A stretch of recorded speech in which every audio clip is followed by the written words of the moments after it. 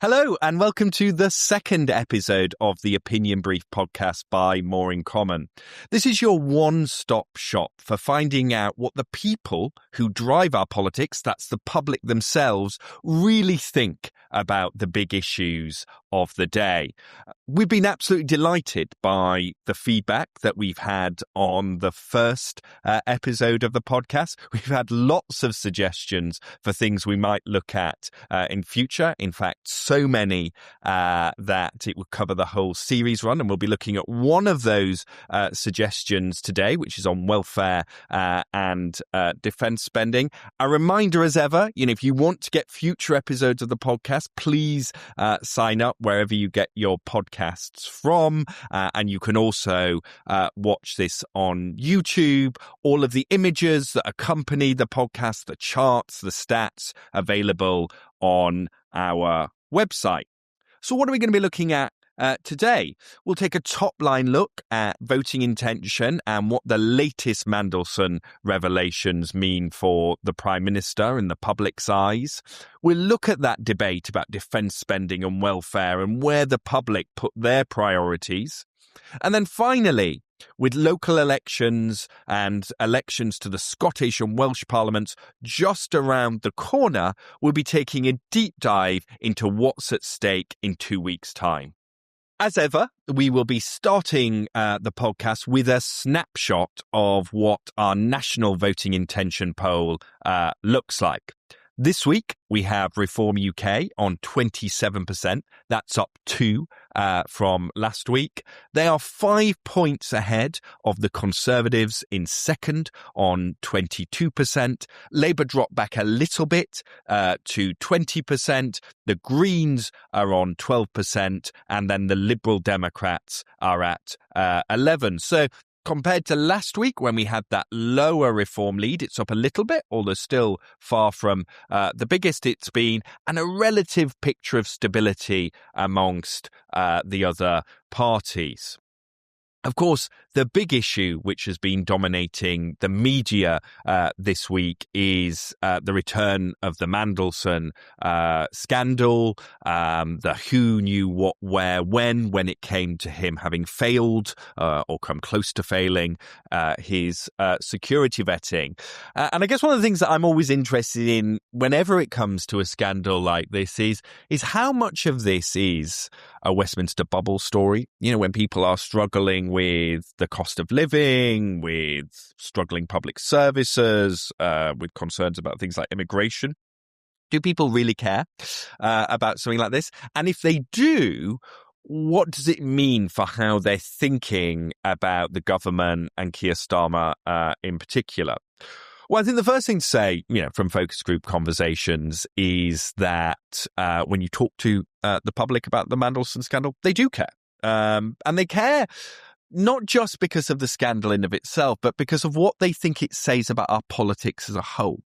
For many people, it confirms that sense of one rule for them, another rule for us, that the system is rigged, that politicians look out for each other, which I think is actually, is really corrosive for our democracy. It might not be individually as important as a bread and butter issue like the cost of living, but having trust in our lawmakers and politicians is really important. It's the foundation of democracy, and things like this really do serve to erode that. And actually, when we have asked people, there's been some suggestion that, are the media focusing on this too much? Are they being too harsh?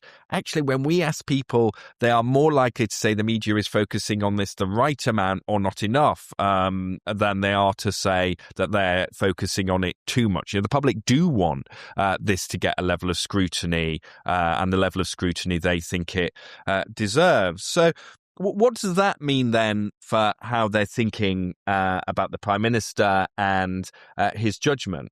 I think what is fair to say is, that this latest development, this sort of, the precise details of who knew what about the security vetting and precisely what you get told about security vetting. Look, I don't think the public are following each blow of that, debate and discussion. I mean, I, as someone who, follows politics far more closely than the vast majority of people, I don't quite understand where we've ended up. But what I think it does do is it further reinforces that impression that Keir Starmer is not in control of this government. And we see that in our latest polling. When we ask people, is Keir Starmer in control of the government? Nearly 3/4 say that Keir Starmer is not in control. Now, that won't just be to do with the Mandelson scandal. There's also that series of U-turns which come up quite a lot in our focus groups. And that is borne out when you ask about some of the personal attributes of Keir Starmer as well. So when you ask the public if Keir Starmer is competent, only 31% say that he is. When you ask if he's honest, it's 30%. But the lowest of all is strong. That's on 25%. That even splits people who vote Labour. They're unsure if the Prime Minister is strong. Again, in focus groups, we very often hear this sense of he just doesn't seem like he's strong enough. He doesn't seem like he's able to get a grip on the government. So many U-turns, a sense that that change agenda isn't there. And I think that that is the bigger risk to the Prime Minister than the specifics of this scandal. And of course, the irony is that it comes at a time when lots of the public was starting to have a slightly different impression of Keir Starmer. Or maybe that's too strong.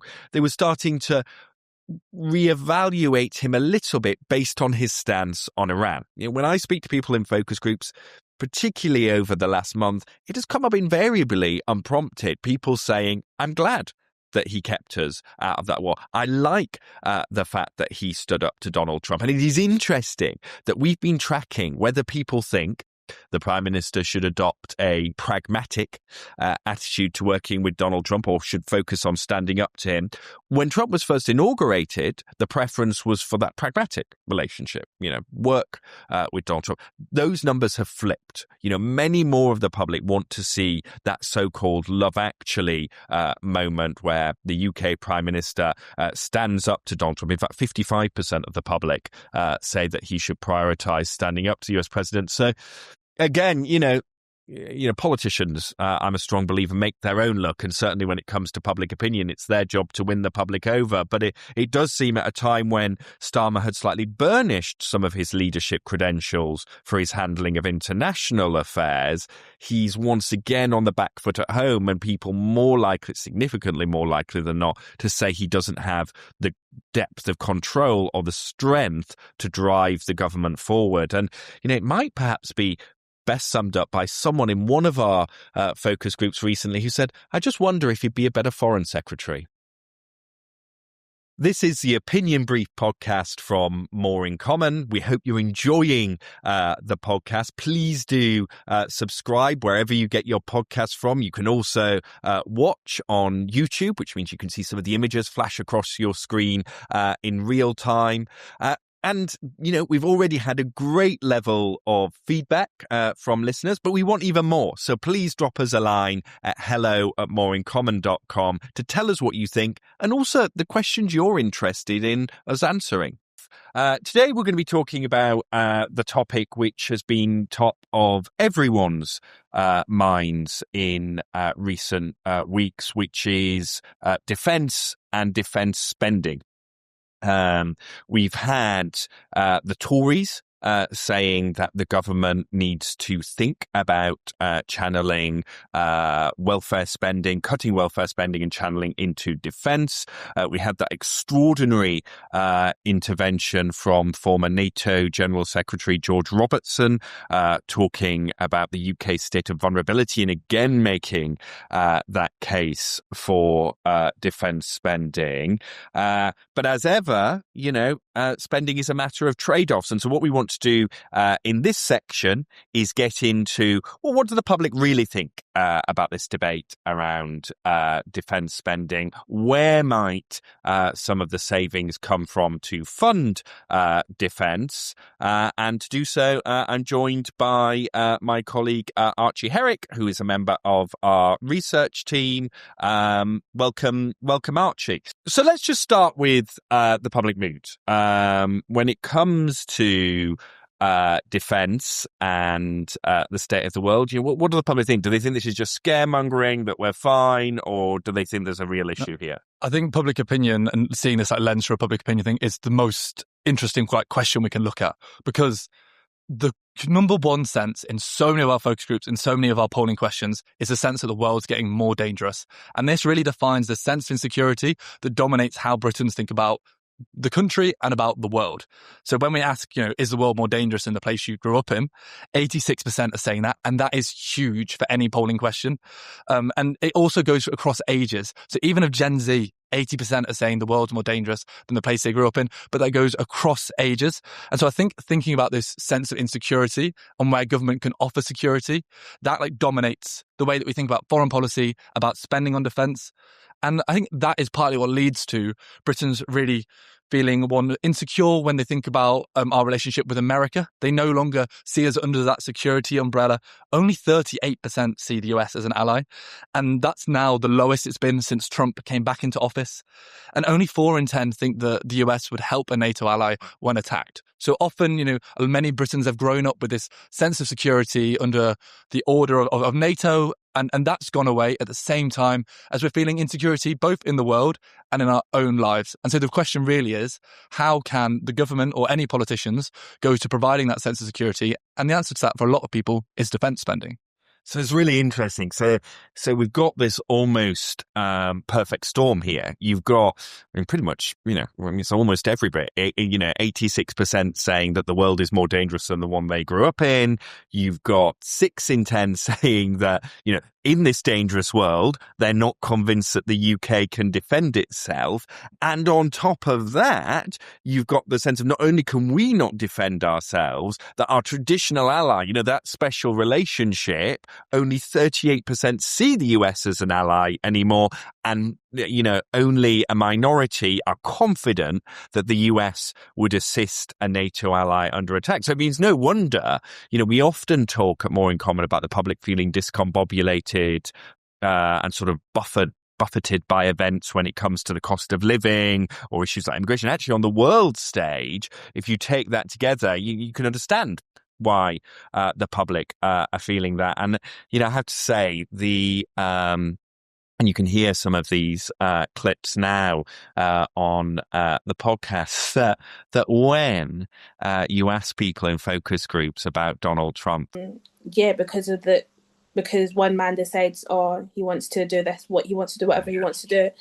But yeah, I think the first thing that comes to my mind is just the innocent people that are involved in this. I feel like since the war happened, gas prices have spiked a lot. And because of the situation with Iran as well, is affecting global supply. And since the UK relies a lot on gas, those prices kind of feed through into energy bills, and especially for people in Scotland as well. That means higher costs in electricity and heating, which puts more pressure on everyday spending for households. The thing which comes across most, Donald Trump is very unpopular in Britain. His approval rating is minus 60 something in our list. But even Reform voters are more likely to have a negative opinion than a positive one now.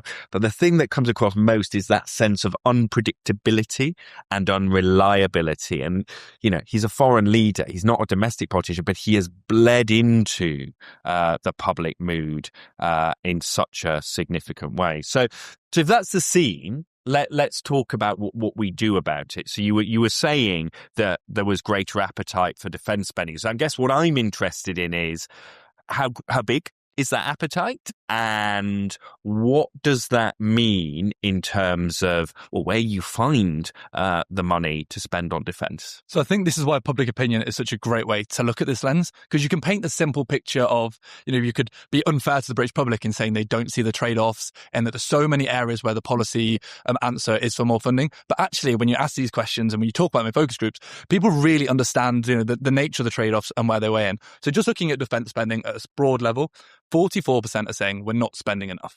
And so that compares to 26% saying, just the right amount, and only 13 saying it's too much. And look across the parties, and that 13 saying too much, that's concentrated in the Green Party. But even so, there's a good chunk of the Green Party that's worried that we're not spending enough on Green Party supporters, that's worried we're not spending enough on defence.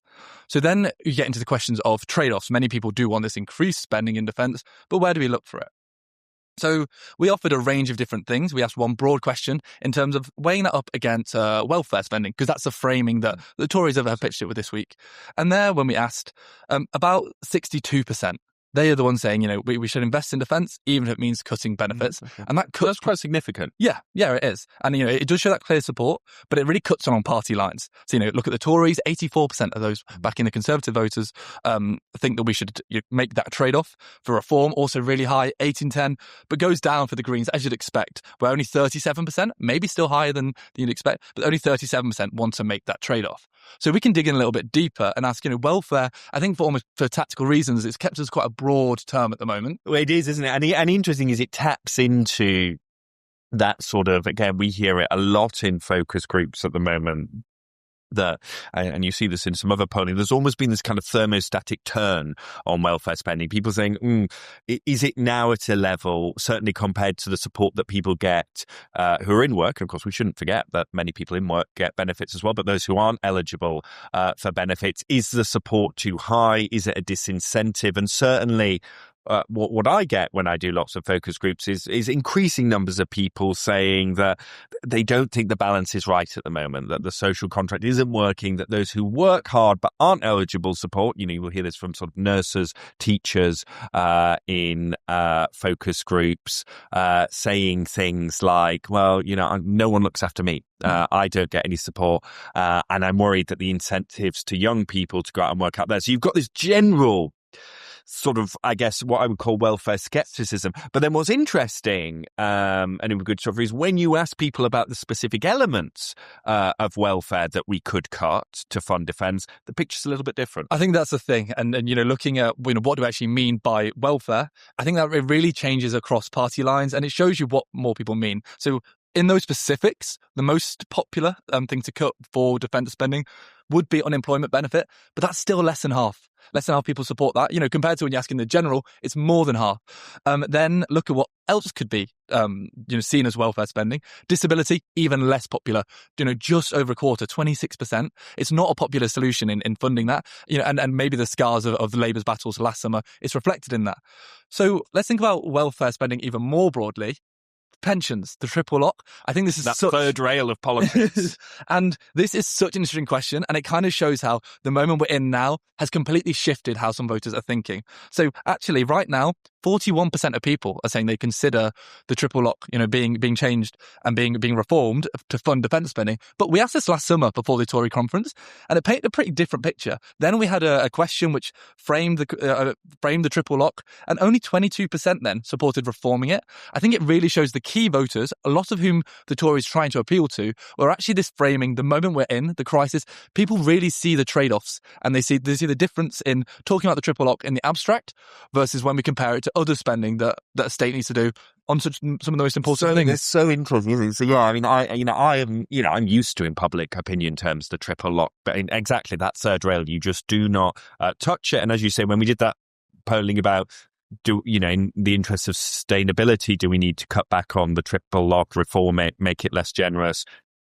Minority, tiny minority.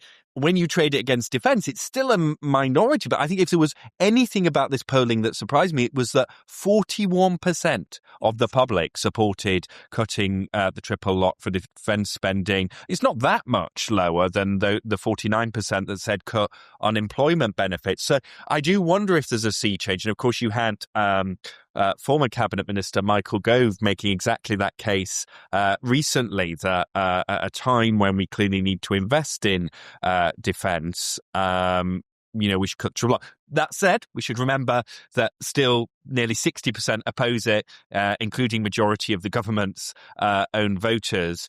If the triple lock is a third rail, there is one institution which comes even further above that in the public imagination. What about the idea of cutting NHS spending? So unpopular. So that's only 1 in 10 would even go near that. And I think what those two questions is, the triple lock and NHS spending, they're both pretty surprising in how much they unite the party supporters in either being, seen as an option or completely not an option. What's interesting is not that much difference between different groups of voters based on how they voted at the last general election on those two questions. No, it doesn't matter who you are. Cutting the NHS to fund defence spending is not popular. And that's because the NHS is one of the biggest priorities for Britons. It's one of our most trusted institutions that we're most proud of. And people do think, that they often see the arguments for increased funding for it. Cutting NHS spending is not seen as the answer. It would take a very brave politician to, propose or to do that. So I guess we end up, again, as ever, we end up in a bit of a conundrum here. People think we need more defence spending. In the abstract, asked about welfare in a sort of macro way, they support cutting it. Get into the specifics, supports drop. Certainly for parties of the right, there probably is some space for cutting unemployment benefits. But, for Labour, who are already struggling with their left flank, their voters more opposed than not. What is there anything? Do the public see a magic money tree anywhere to fund defence spending? So two things I want to say on that. Number one is Britons really do think that some people are getting money that they don't deserve. And for those on the left, that is seen a lot as big businesses are often seen as, when we talk about where money could be raised, they see places where they think actually that's unfair that they're getting that. And on the right, they see state spending on things like for reform voters on asylum hotels. They do see that as waste, and they think that's money that could be spent on defence. But I just want to make the point about how we use public opinion to understand this issue. And it really shows that, polling isn't there to show politicians what to do, but instead it shows how the public are sophisticated and receptive to making arguments when politicians make the lead. And I think seeing the measures from Penny Mordaunt and Jeremy Hunt, it actually shows that when we have this mature, sophisticated conversation about the trade-offs that need to be made, people listen and they're receptive. And that's how polling should be used. It should be used to inform what people think, not what they will think inevitably, and that changes. Thank you, Archie. So 2 weeks today, polls will be opening in elections across England, Scotland and Wales. And so we thought we'd use this section just to take a bit of a deep dive into those elections, what's actually happening and what we might think some of the results might look like. I'm delighted to be joined by Anushka. For those of you that don't know, that all the clever stuff and models that we do that come out, including the MRPs, are led by Anushka's team. So you can argue with her if you disagree with anything and any of the results. And we're just going to talk through stuff a little bit. So before we get into what some of our models show, Anushka, I'm interested in just a bit of scene setting. Tell us a little bit about what's at stake in the next fortnight. Yes, so it's going to be a big day for British politics on May the 7th because we've got 3 different sets of elections. In England, we've got local elections. So we have local elections pretty much every year in England, but they're staggered. So different bits of the country vote each year. And this time we've got more than 5,000 council seats up for elections, which means that nearly half of English voters are going to be having the chance to vote. Now, local elections are important because they decide who runs local services, who represents people in those areas. But these ones are also important because of what the results might tell us about politics in general. So unlike last year's locals, which were concentrated in rural areas, many of which you could think of as conservative strongholds, this year's map actually includes a lot of areas where Labour's traditionally been strong. So this year might be more of a direct test of how the government is doing. That's just England. Well, just before we move on from England, so lots of these seats, because of those 4-year cycles, will last have been fought in 2022. Now, if we think back to 2022, what was that? Well, so the Partygate revelations were out in the open. Cost of living crisis was starting in full throw. I think inflation was around 9% then. So, the Tories, having dominated UK politics since that 2019 win, were starting to be on the back foot. Labour was in the insurgency. So you got that sort of combination here of not only are these elections in Labour areas, Labour also had quite a good result last time. So the potential for losses particularly in somewhere like London, Labour heartland. Prime Minister, Deputy Prime Minister both have their seats in London. Real potential for losses on both their right flank, but also their left with the Greens. So I think, if we talk about Labour under siege in their heartlands, England is going to be one story. Wales going to be another. Definitely. So in Wales, it's not a local election, it's a Senedd election. So all of the Welsh Parliament is being elected.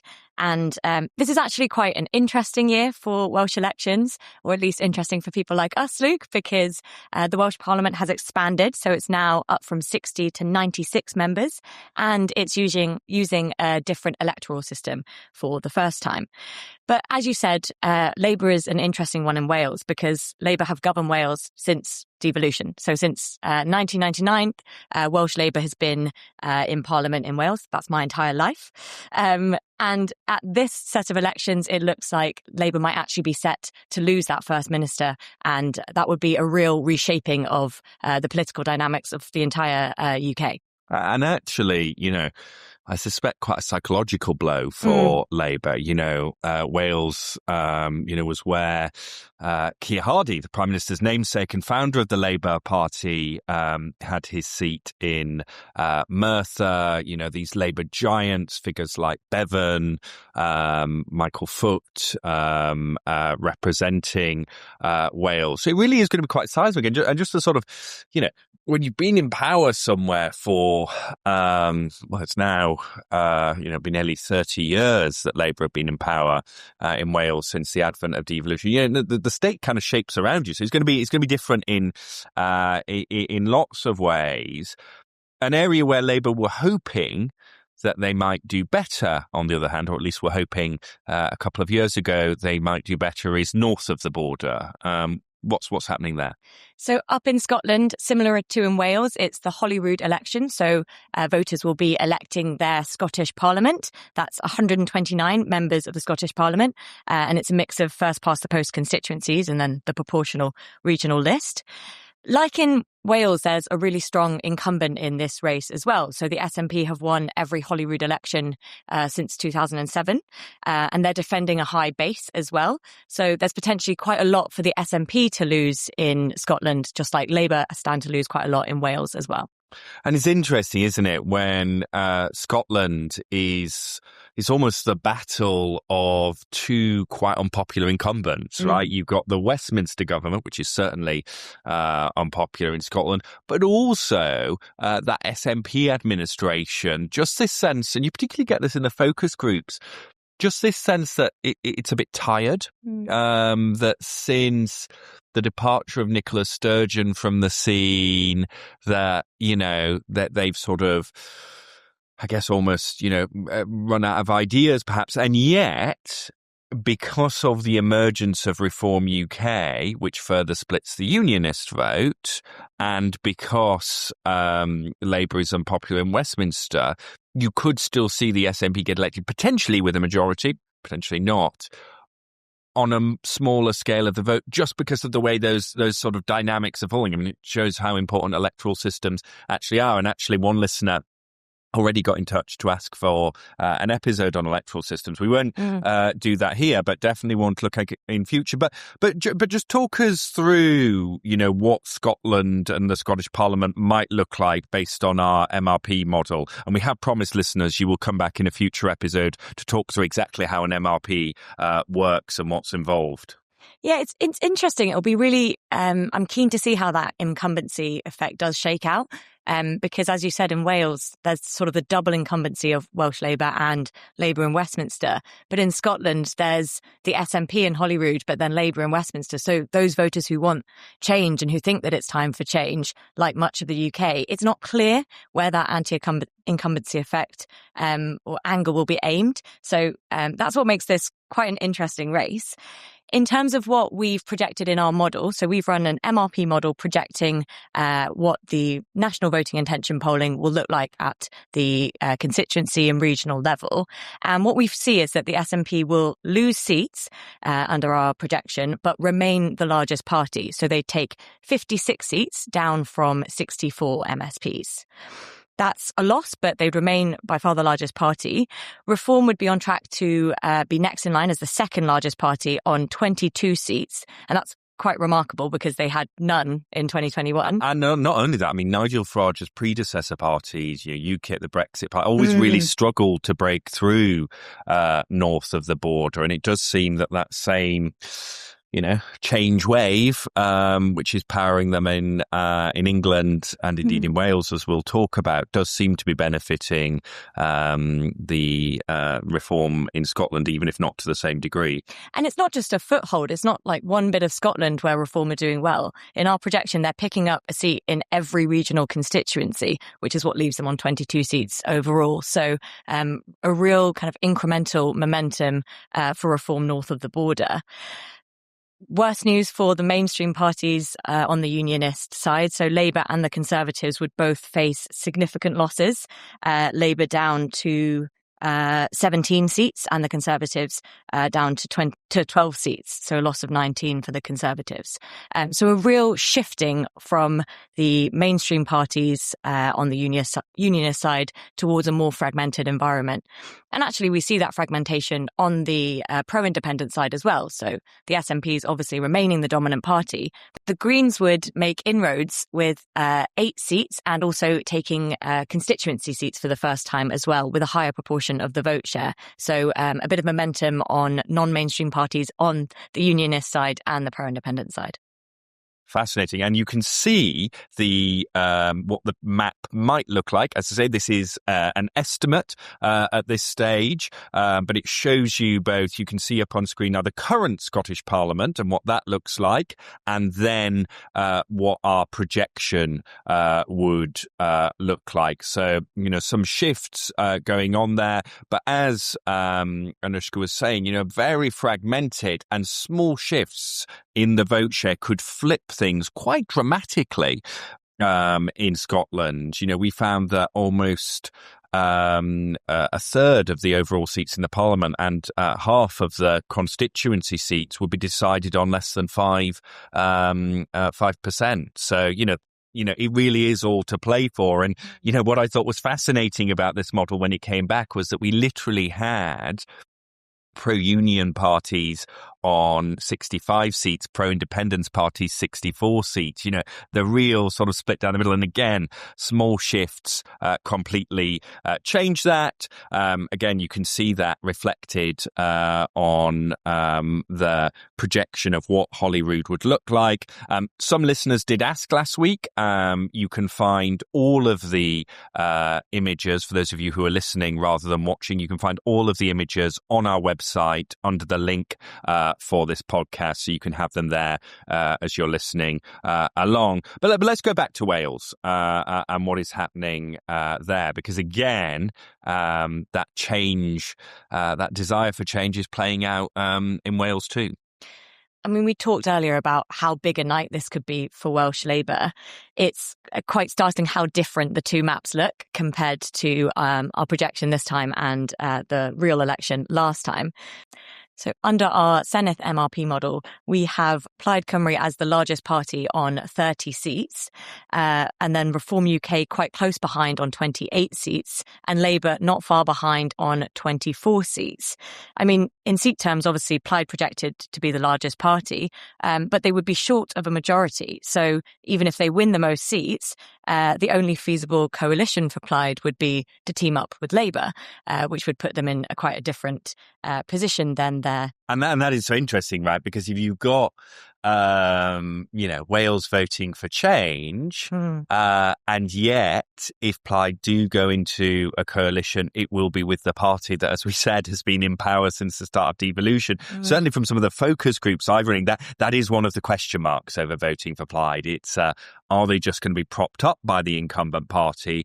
Are we going to see more of the same? And it's why, interestingly, Plaid have actually said that their preference would be to run a minority government. Now, whether you can realistically run a minority government on 30 or so seats out of 96, I think is a big ask. And even in that situation, you don't have Labour formally in coalition, you're going to need their votes to get things through there. So, again, lots change.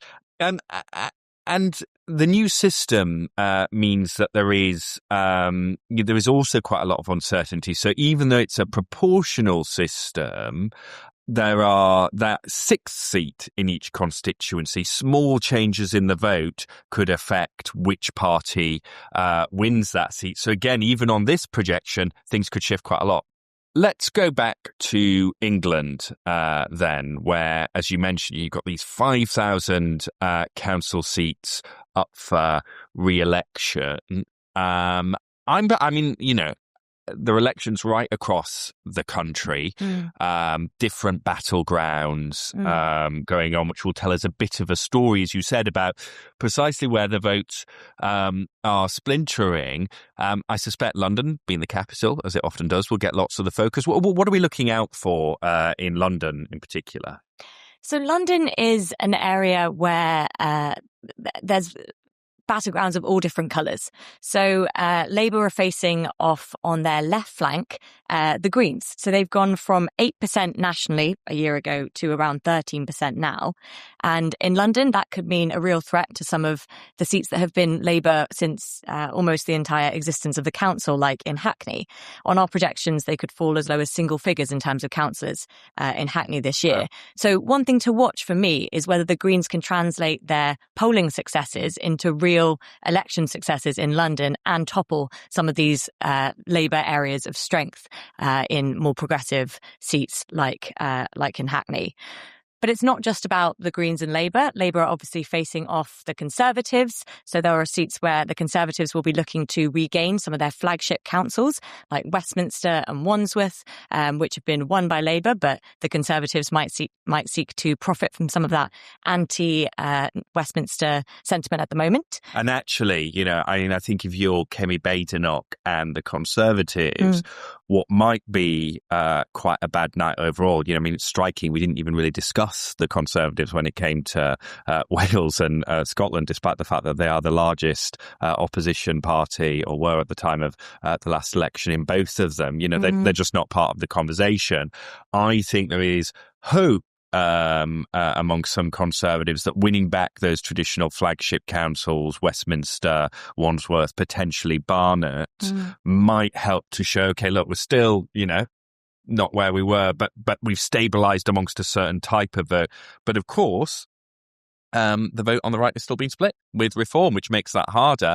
And not only that, Reform will be looking to make their own gains. Where are we thinking that Reform might be having the sort of best sort of night? So Reform will be looking to break through in London for the first time this year. And it will be areas in the southeast that are their target seats. So taking seats from the Conservatives in places like Bexley, Bromley, even Havering. And then as we move out of London, what are some other battlegrounds that we should keep an eye on? Yeah, as you say, it's going to be really interesting to watch on the night across the country, these different battlegrounds, and possibly lots of stories that we can't yet predict coming out of the results. So very much an exciting story to watch. But if I had to pick two that we should keep an eye out for, I'd probably start with one in the northeast. So up in Sunderland, this is obviously Labour heartland territory. Sunderland City Council has been Labour since the time it began, since its formation.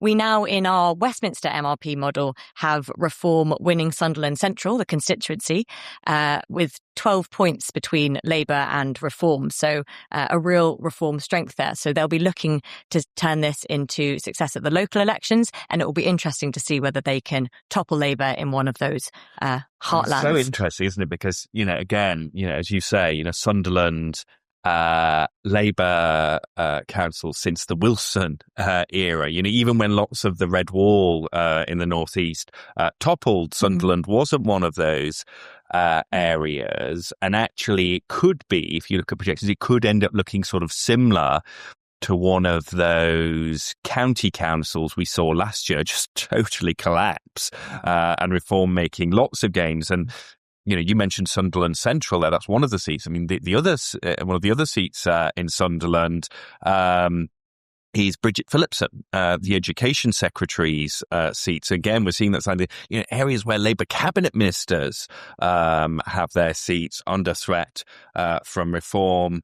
And I think that there is something quite psychological, again, about losing votes in those areas that they've always been traditionally strong. And we might make more of cabinet ministers. We like to follow the news cycle in that way. But actually, for those safe seats where it's always been a given that Labour would win and would remain in control of the council, I think that is quite a psychological barrier for Labour to get over. And in particular, looking ahead to the implications for these local elections at the Westminster level and what they'll generate in terms of discussion around the future of the Labour government as well. And speaking of psychological, if we go back down to Essex, just outside of London, one of those counties, it looked like the election might have been delayed, although the leader in Essex always said that they didn't want a delay. It is going ahead now. What's the story there? So it's a similar story here as well. Reform are making gains from Labour in their strongholds, but they're also looking to make gains from the Conservatives on their safest, strongest territories as well. So Essex has been Conservative for 25 years. Our Westminster MRP, though, has Reform doing really well in this area. We see that Reform could win almost the entire county, and that includes Kemi Badenoch's seat and James Cleverly's seat. So again, really safe seats for the Conservatives. And I think, again, if Reform break through in this way, it's a sign that they're able to make gains in Conservative strongholds, and in particular in the types of seats that Conservatives have always done really well in. So small towns, wealthy villages. These have been the backbone of the Conservative Party for generations. So again, I think that's going to be a psychological challenge for the Conservatives to take losses in those areas. I mean, and let's go back to, Thatcher and Major era. It was Essex Man, which powered those landslides. And it is interesting that, Reform do have some strength already in Essex, obviously, where Nigel Farage has his Clacton seat.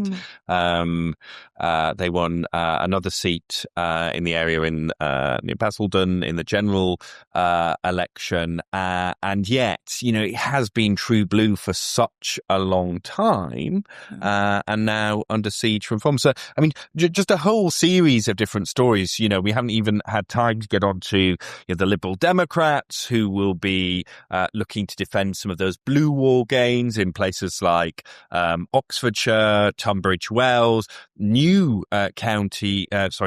authorities in Surrey, where the Liberal Democrats will be wanting to make gains as well. And then, outside of the main parties, in places like Birmingham, parts of Greater Manchester, West Yorkshire, we might see those Gaza independents doing well in areas which have a high concentration of Muslim voters. So it really is. I mean, it's the kaleidoscope election, isn't it? And which particular combination the kaleidoscope lands on, we're going to have to wait until May the 8th to find out. Now, look, we cover some pretty heavy topics on this podcast, both hardcore stats that we go into when talking about elections, the sort of stuff that Anushka gets out of bed for, but also some of the topics, whether it's, Iran, Mandelson, welfare, defence, they're quite heavy topics. And so we don't just want to do that. So we want to have a slightly more light-hearted question to look at the end of every episode. This week, we're going to be looking at the politics of milk. Who would have thought that milk can be so predictive of your voting habits? And actually, if you were to restrict the electorate to different types of milk drinkers, you'd have very different parliaments that would fall out of a general election.